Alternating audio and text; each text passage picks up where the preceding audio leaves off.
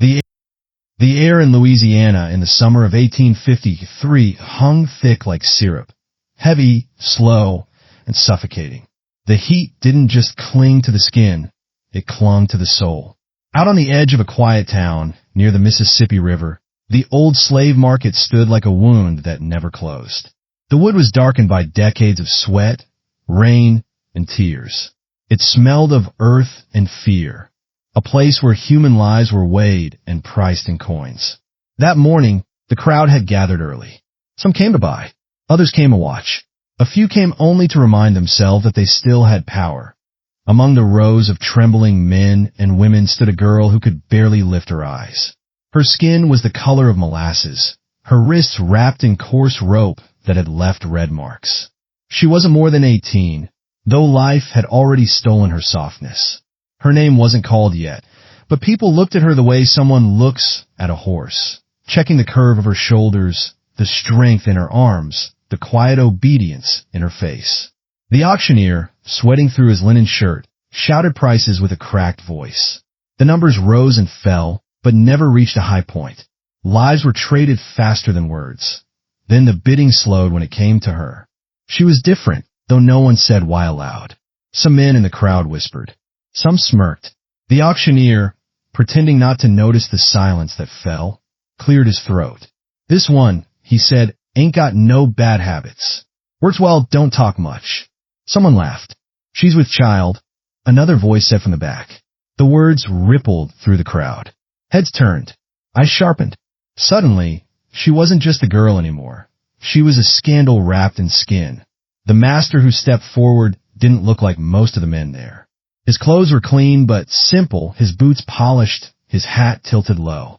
He was young, no older than 30, but his eyes looked like he'd seen too much or felt too little. When he stopped in front of her, he didn't touch her face or ask her name. He just stared, calculating.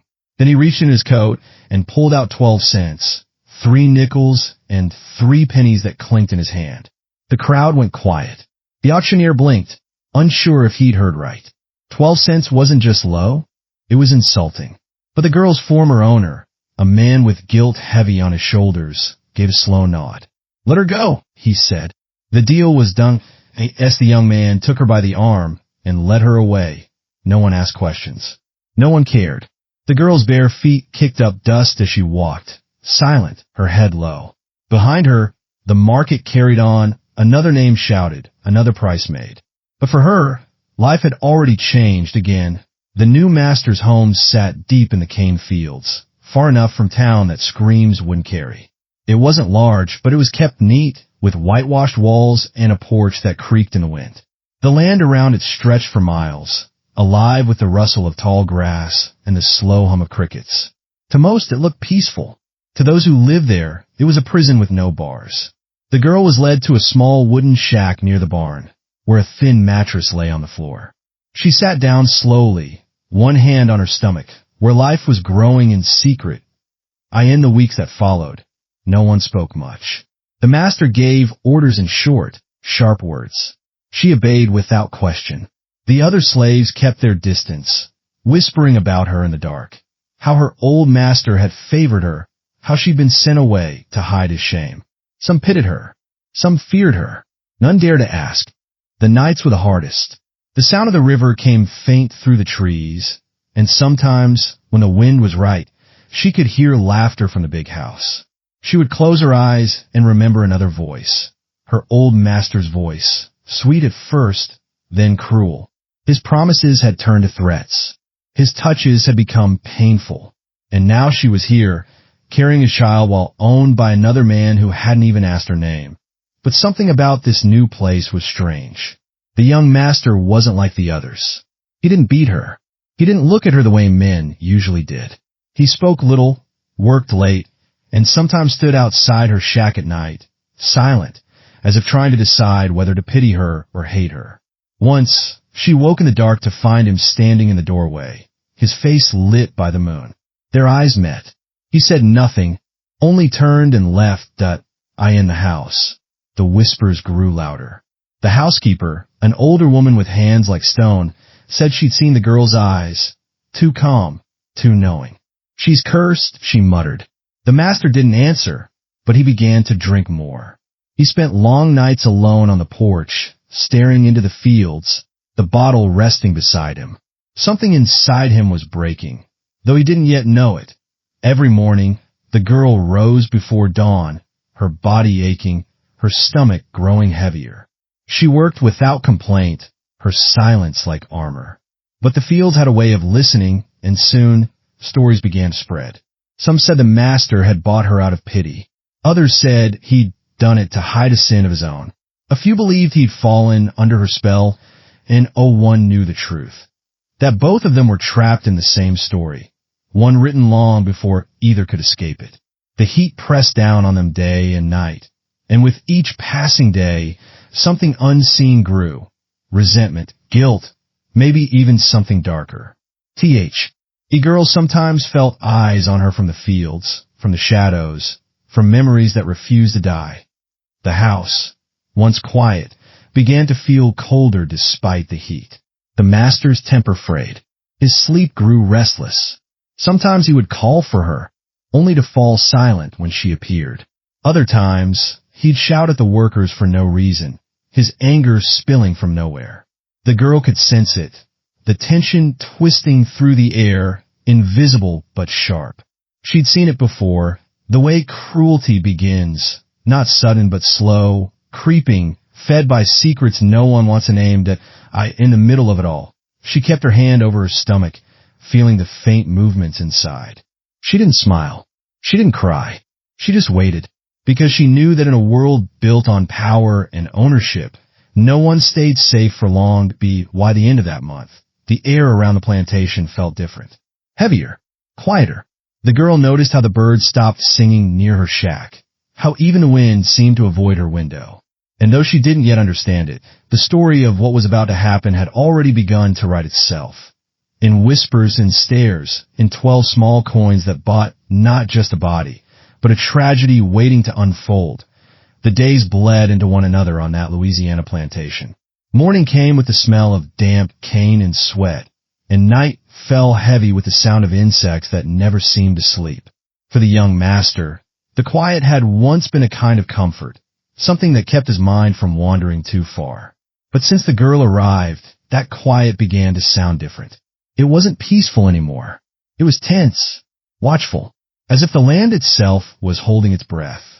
He told himself she was just another worker, another life to manage, another burden to keep alive through the harvest.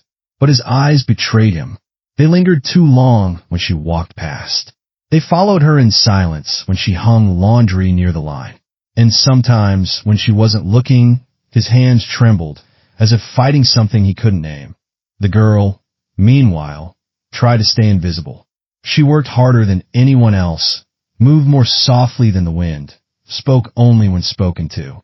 Yet no matter how quiet she tried to be, she felt the tension growing around her like vines around her throat. The other workers stopped talking when she came near. The older woman avoided her eyes. Even the housekeeper crossed herself when the girl walked by. Rumors spread quickly in places like that. Some said the master was cursed for buying a woman carrying another man's child. Others whispered that he was falling in love with her, and that such a thing would ruin them all. The truth was simpler and sadder. The master wasn't in love. Not yet, but he was fascinated. He'd never met a woman who didn't flinch under his voice, who didn't look at him with either fear or hunger. This one only looked at him with emptiness. And somehow, that emptiness started to pull him. It began one evening, when he found her by the well after sunset. The sky was pink and bruised, and she was washing her hands, her sleeves rolled up. The sight stopped him in his tracks. "You're supposed to finish before dark," he said quietly. She froze, then nodded. "Yes, sir." Her voice was soft, worn thin from silence. He stepped closer, too close, his eyes searching hers for something. Maybe respect, maybe understanding, maybe forgiveness. "You're not afraid of me," he said, though it sounded more like a question. She hesitated. "No, sir." For a moment, their eyes locked. Then he turned away, his jaw tight, and walked off without another word. But from that night on, something shifted. He began finding excuses to see her. asking if she was eating enough, if she was strong enough to work, and if she needed anything for the child. He tried to sound distant, but there was an edge in his voice he couldn't hide. The girl felt it. It made her skin crawl. Every time he came near, she felt her old fear return. The same fear she had known with her previous owner, the one who had taken everything from her in the name of kindness. She told herself this new master was different. But deep down, she knew that men who owned other people never stayed kind for long. Then came the storm IT hit one night without warning. The wind tore through the cane fields, bending them to the ground. Rain lashed the roof like stones, and thunder cracked open the sky. The workers huddled in their shacks, praying. The girl sat in the dark, her arms around her knees, whispering to the child inside her. But when lightning struck the barn, flames spread fast. She ran outside without thinking, shouting for help. The master came running too, soaked through, his face pale with fear. Together they fought to save what they could, the animals, the feed, the tools. By dawn, the fire was out, but half the barn was gone. The master stood in the mud, trembling from exhaustion. "We'll rebuild," he said through clenched teeth. But inside, something broke. The fire meant death. Death meant shame. And shame meant eyes on him. The kind of eyes he couldn't stand. Days later, letters began to arrive from town. One was from the man who had sold the girl to him, the former owner. It was short and cold, reminding him that the girl was carrying his child. That was when she gave birth. That baby would not belong to her, but to the man who'd paid for her. The letter stank of arrogance and ownership. It made the young master's blood boil. He tore it apart, but the words burned into his mind. That night, he drank until the world blurred. The bottle rolled off the porch as he sat in the dark, whispering things he didn't mean, or maybe he did. He looked out toward the shack where she slept and felt something twisted rise inside him. Something between rage and longing. A week later, the girl collapsed in the fields. The heat had become unbearable, her body too weak to carry both the baby and the burden of work. The master found her lying in the dirt, eyes half open. For a brief moment, he panicked, lifted her in his arms, and carried her to the house. The housekeeper protested. "She doesn't belong here, sir." But he ignored her. He laid the girl down in the spare room upstairs, wiped her forehead, and told her to rest. The housekeeper's eyes filled with fury.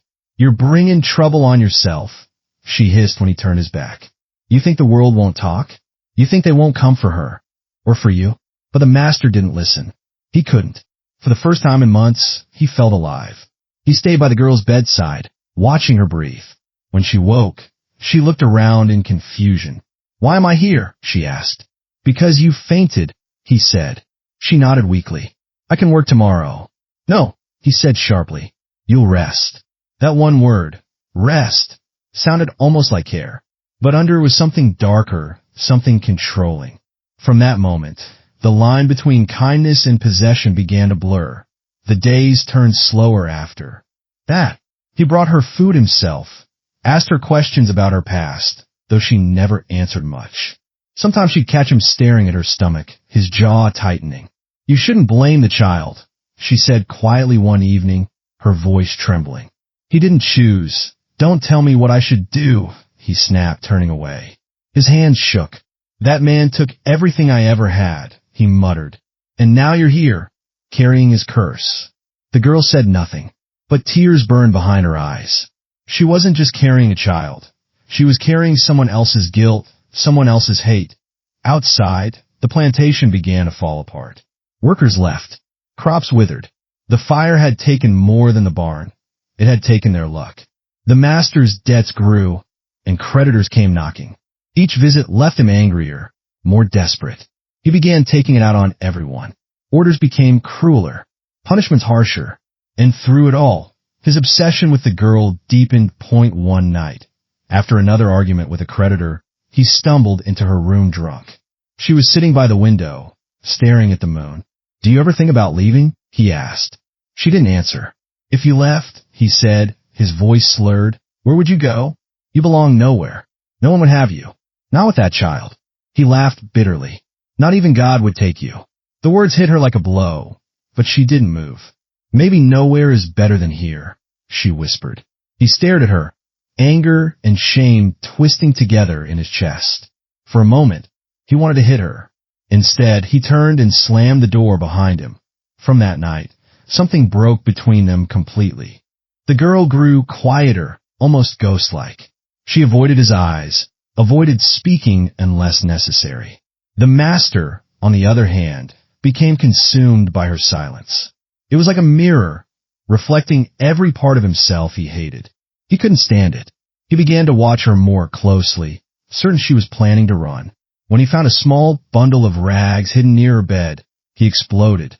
"You were going to leave," he shouted. "You were going to take what's mine." The girl backed away, terrified. "I wasn't liar," he roared. His hand struck the wall beside her head.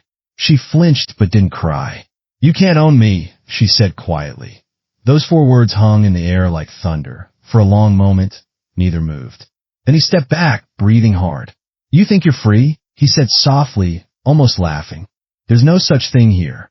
He left, slamming the door so hard the walls shook. After that, she slept in fear. She began hiding a small knife she'd stolen from the kitchen under her pillow. Not to use, but to feel safe, to feel like she still had some kind of control. Outside, the world kept closing in. The old master, her former owner, had written again, demanding the child once it was born. The letter said he would come for it himself. That was the final crack in the young master's sanity. The thought of that man, the one who had taken what he now saw as his stepping foot on his land again, it was too much. He began pacing at night, muttering to himself. The housekeeper found him one morning sitting on the porch steps, barefoot, covered in sweat. "He ain't gonna take her," he whispered. "He ain't gonna take anything." The housekeeper tried to reason with him, but his mind was already lost in a storm of jealousy, guilt, and rage. The girl saw it too.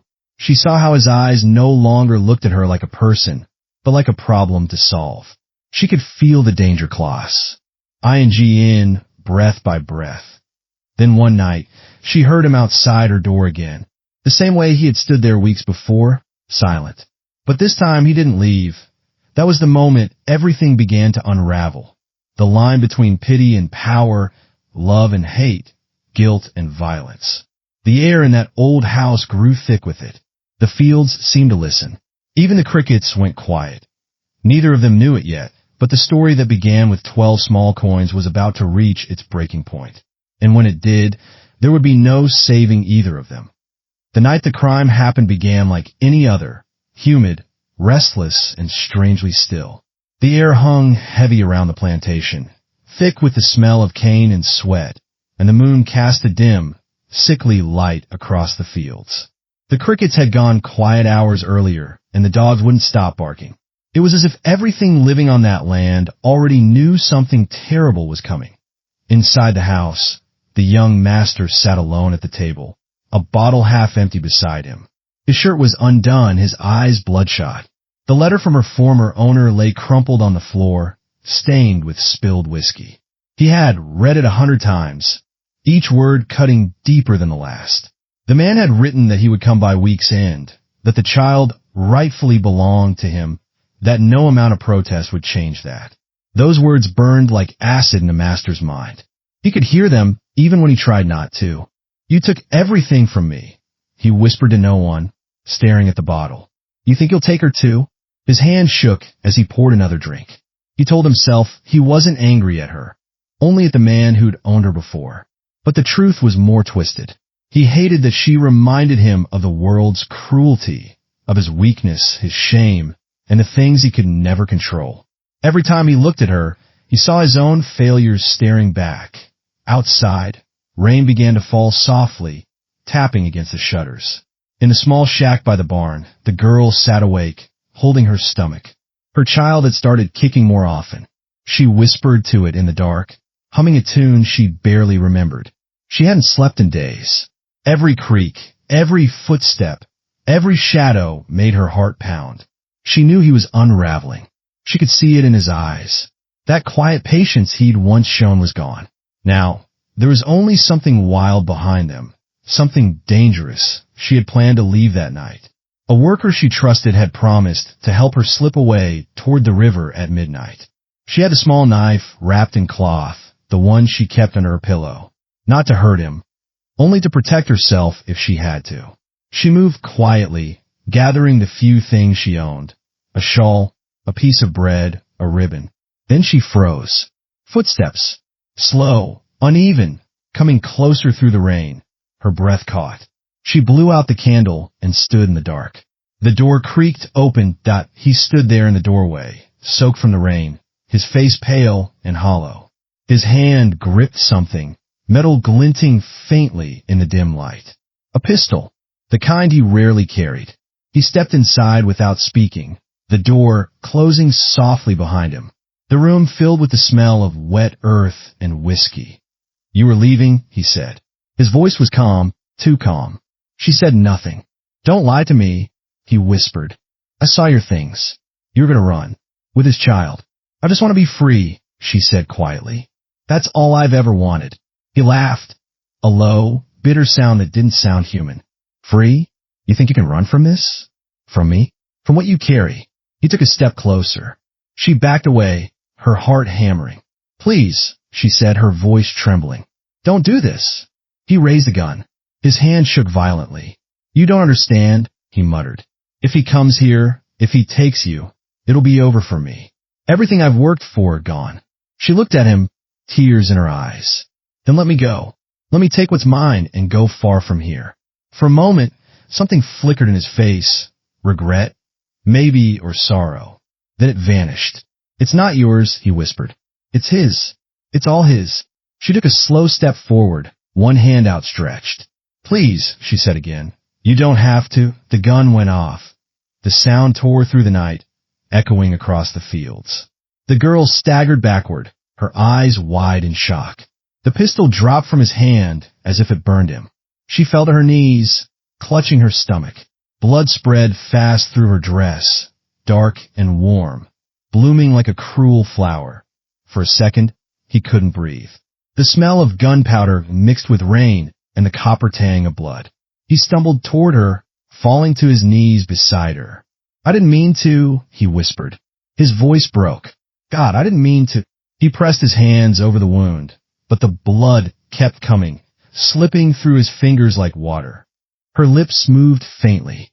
"He'll never have it," she whispered, barely audible. "Neither will you." Her eyes fluttered shut. Her hand slid off his arm and hit the floor softly. He sat frozen, staring at her face, waiting for her to breathe again. But she didn't. The sound of rain filled the silence. In that moment, the world felt impossibly still.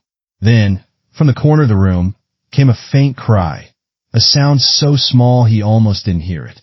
The baby, his head snapped up. On the floor beside her was a small, blood-covered bundle, barely moving, gasping for air. The sight ripped through him. He reached for it, but his hand shook too hard. "No, no, no," he whispered. "Not like this." The storm outside raged harder, lightning flashing through the window. He stood there in the middle of the room, drenched in blood and fear, the child's weak cries slicing through his thoughts. His mind was breaking apart, caught between guilt and denial. It was an accident, he told himself. She was going to leave. "I didn't mean to." She made me, but the room didn't answer. Only the rain. Only the child. Minutes passed, or maybe hours. He couldn't tell anymore. At some point, he lifted the lifeless woman into his arms and carried her outside. The mud sucked at his boots as he walked through the storm toward the old barn ruins. He dug with his bare hands until the dirt caked his nails and blood ran down his wrists. When the hole was deep enough, he laid her in it gently, whispering something. He didn't even know what. Maybe a prayer. Maybe a curse. When it was over, he stood there, covered in mud, trembling. The rain washed over him like it could cleanse what he'd done. But it couldn't. He looked down at his hands. They were still red. The ground beneath his feet was dark and wet. Somewhere in the distance, thunder rolled again, low and hollow, like the sound of the earth itself mourning. He returned to the shack where the child lay. It was barely breathing. He wrapped it in a blanket and stared down at it, lost. He didn't know what to do. Part of him wanted to care for it. Another part wanted to make it disappear, to erase every trace of what had happened. He walked to the door, looked out at the storm, and whispered, "I can't let him have you." What he did next would haunt him forever. He walked to the edge of the river. The child pressed his chest, the rain pouring down so hard he could barely see. The water was high and fast, churning under the lightning's glare. He stood there for a long time, shaking, whispering words no one could hear. Then, with tears streaming down his face, he kissed the child's forehead once, and let go. The river took it without a sound. When he stumbled back to the house, his body was shaking so violently he could hardly stand. The bottle was still on the table. He grabbed it, drinking until the world spun and blurred. The housekeeper found him at dawn, sitting on the porch, soaked to the bone, staring at the fields. "Where's she?" she asked. He didn't answer. She looked at his hands, still smeared with mud and blood, and understood. The storm had passed, but the land was quiet, too quiet. The sun rose slowly and red, spilling across the plantation like firelight. Somewhere beneath the earth, a secret had been buried. Somewhere downriver, the truth drifted away. And in that silence, the master sat frozen, his mind unraveling, the weight of 12 cents now heavier than the world itself. Morning came too soon. The storm had passed, but the sky stayed gray, as if the world itself didn't want to move on from what it had witnessed. The plantation was silent, soaked and heavy, the fields glistening under the weak light. No birds sang, no voices rose. Only the distant creak of the windmill and the slow drip of water from the roof broke the stillness.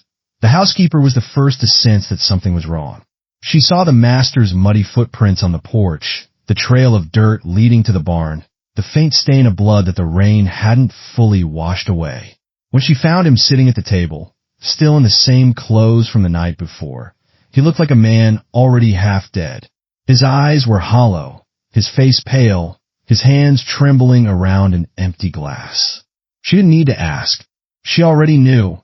"Where is she?" she whispered, though she feared the answer. He didn't look up. "Gone," he said. His voice cracked. "She's gone." The housekeeper's heart sank. She wanted to scream, but the sound caught in her throat. "What have you done?" she whispered. He stared at the wall. "It had to be," he said. "She was leaving. She was going to take the child to him. I couldn't let that happen." His words were slow, heavy, like stones dragging through him. In the days that followed, the plantation began to rot from the inside. The workers noticed her absence immediately. Whispers started before the sun had even set that first evening. Some said she had run away. Others claimed she'd been sold again. But a few, the ones who had heard the gunshot through the rain, exchanged fearful glances and said nothing. The master didn't speak to anyone. He shut himself inside the house, refusing food, refusing visitors. At night, the housekeeper heard him pacing upstairs, muttering to himself. Sometimes she heard him weeping. Other times, she heard laughter, the kind that didn't sound human. She'd seen guilt before, but not like this. This was madness creeping in, slow and patient. Then came the river dead a week after the storm. 2 fishermen found a small bundle tangled in reeds downstream. They didn't know what it was at first, not until they unwrapped the soaked blanket and saw the tiny, still body inside. They brought it to the sheriff in town, and within hours, word spread. The story reached the plantation like a wave crashing through silence. The housekeeper fainted when she heard. The workers stopped working. The master, when confronted by the sheriff, stood in the doorway, his face expressionless. "That child," the sheriff said quietly, "it was yours." He hesitated. Then, "No," he whispered. "It wasn't mine." The sheriff's eyes narrowed. "You know who it belonged to?" A long pause. Then he nodded. "I do." "Then you also know how it ended up in that river." The master's lips parted, but no sound came out. His throat tightened. He looked away, his hands shaking at his sides. "It wasn't supposed to happen like that," he murmured. "I just wanted peace. I just wanted to be free." The sheriff stared at him for a long moment. Then he said, "There's no peace in what you've done." The arrest came quietly, almost respectfully. There was no struggle. He went willingly, almost relieved. As they led him away, the workers stood by the fields watching. Some crossed themselves. Others turned their faces away. No one spoke his name. In town, the story spread faster than wildfire. A white master killing a pregnant slave woman and the child of another man was the kind of scandal people whispered about in corners but never said out loud. The newspapers wrote cautiously, choosing their words carefully. They called it a tragic domestic dispute. They said the man had acted in a fit of desperation. They said the woman had been found attempting to flee.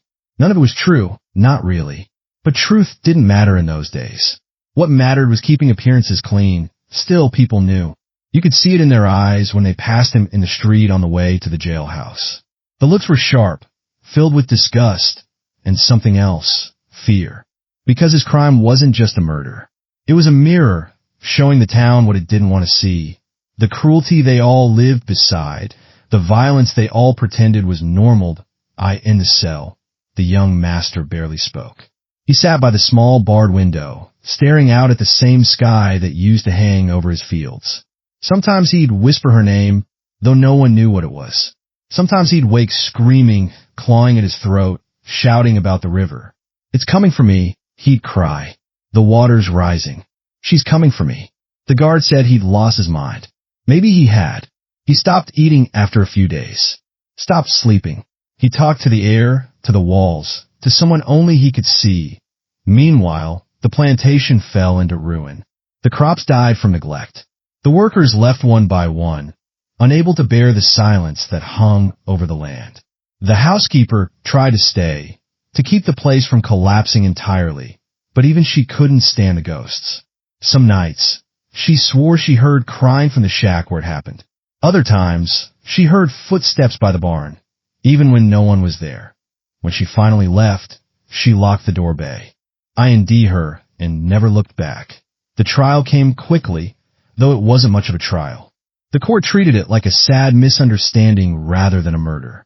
The defense argued that he had acted under mental strain, that the woman had provoked his emotions, that it was a moment of human weakness. The jury didn't take long. He was sentenced not to death, but to imprisonment, a rare mercy for what he'd done, but not one he could live with. In his final days, he barely spoke. When the preacher came to pray with him, he just stared at the wall. "Do you repent?" the preacher asked softly. The man turned slowly, his eyes hollow. "I don't know what that means anymore." On his last night, the guards found him lying on the floor, his body still, his face turned toward the window. No one knew how long he'd been gone. The official report said heart failure. But the guard who found him swore he saw something strange, that the man's lips were curved in a faint, almost peaceful smile, as if he'd seen someone just before the end. They'd buried him outside the town, far from the plantation. No family came. No marker was placed. The land he once owned was auctioned off months later, and the new owners built over the shack, the barn, and the well. But no matter how much they built, the stories never stopped. People said that on certain nights, when the rain returned and the river rose, you could hear a woman's voice humming through the fields, a soft lullaby, the same one she used to whisper to her unborn child.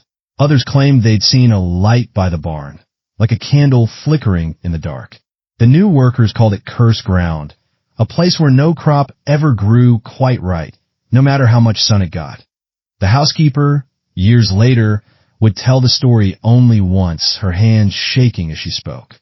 "He thought he bought her," she said quietly, "but he bought his own damnation instead." Time moved on, but the land never forgot. The cane grew back, the fields turned green again, but underneath the soil, something still lingered, an unease, a memory. The sound of a gunshot was lost to the storm, the faint echo of a cry swallowed by the river.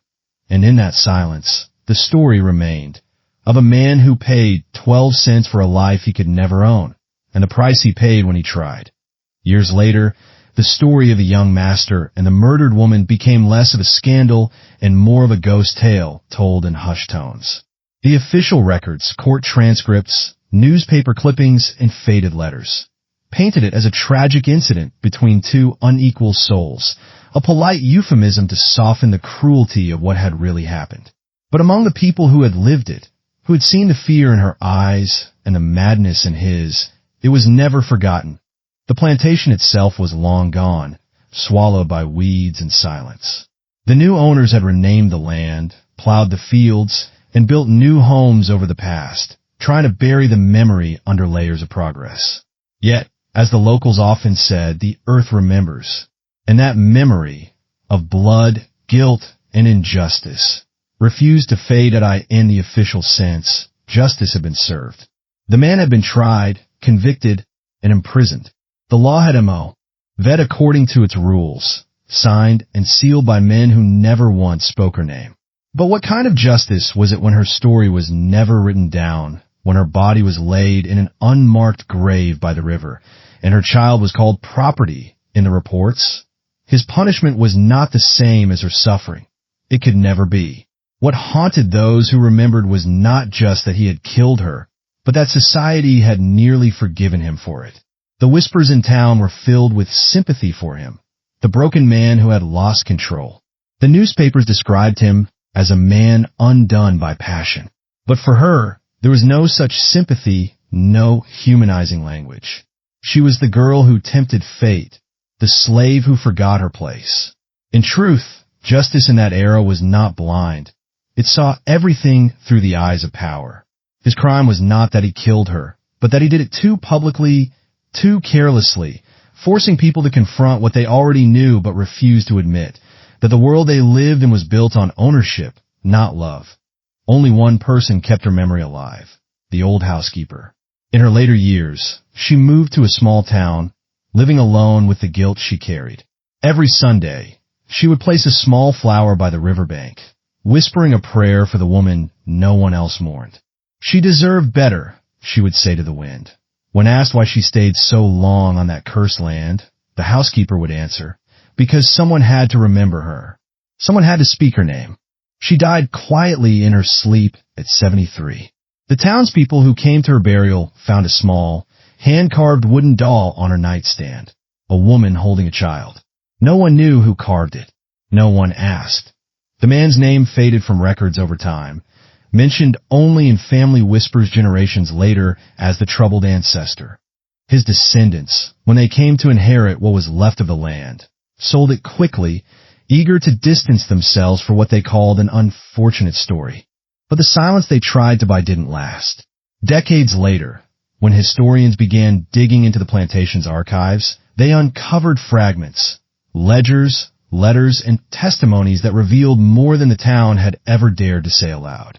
Among the discoveries was a letter written by the man himself during his final days in prison. In it, he confessed, not to murder, but to cowardice. I thought I loved her, he wrote, but I only wanted to own her. I believed freedom was something I could give, not something she already had within her. When I saw her leaving me, I killed what I could not control. And now I see, I never had control of anything. The letter was never published, but copies of it circulated quietly among scholars, preachers, and young activists who saw in a reflection of something larger. The legacy of violence that came from power unchecked, love twisted into possession, and guilt too late to matter. In the modern day, the town that grew where the plantation once stood finally acknowledged the story. A memorial plaque was placed by the river, simple, unadorned, engraved with the words, "For the woman who was never named, and the child who never drew breath." May the river carry your story where voices once failed you. For many, it was too little, too late. But for others, it was something, a small act of recognition in a history that had spent generations hiding.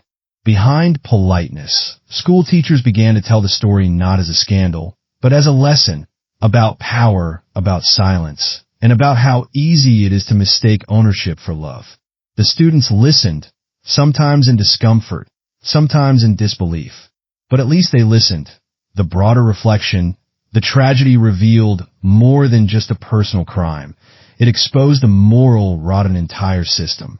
It showed how easily society could excuse cruelty when it came from the powerful, how women's voices, especially enslaved women's, could vanish without a trace, and how guilt could become an inheritance passed down through generations. That IT forced a reckoning with uncomfortable truths, that morality often bends to privilege, that justice is not always just, and that love without equality is only another form of domination.